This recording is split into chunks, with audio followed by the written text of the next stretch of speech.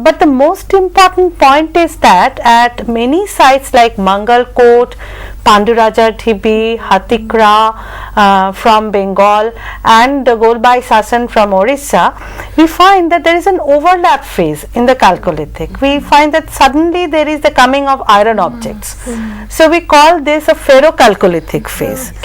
So this is something unique about Bengal, and similar kind of thing we have also seen in Chalcolithic South India, where we find that all of a sudden the iron comes and it's a megalithic phase already. So this is what is interesting about the Bengal culture, that for the origin is also not very clear.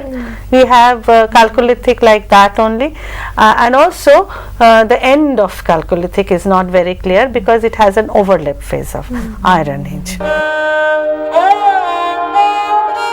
In general, do we then see that there was an evolution of Chalcolithic culture, quite substantial Chalcolithic culture outside the Harappan orbit? What is your opinion, Rita? From what we have discussed in the two units that we have discussed together, it is obvious that outside the Harappan orbit there developed distinctive local Chalcolithic cultures where they have used metal in spite of lithic tools being in prevalence during that time.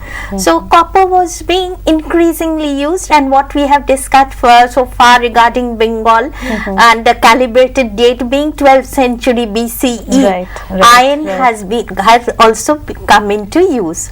So an increasing use of metal besides lithic tools is increasingly coming into prominence. The foundations for what was to happen in the Iron Age, that was taking place in the Chalcolithic phase.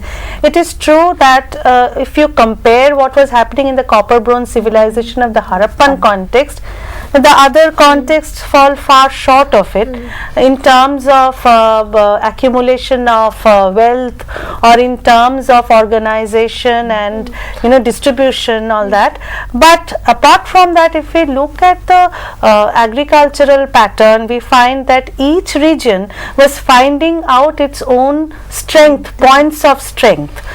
Each region was cultivating its choicest crops which could grow only in that particular ecosystem, and they were also obtaining raw material as far as possible from the nearby sources.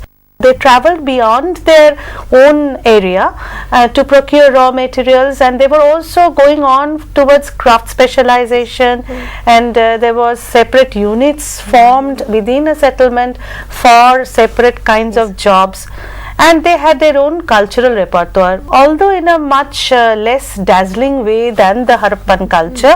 The Chalcolithic culture in other parts of the Indian subcontinent outside the Harappan orbit was developing towards further growth.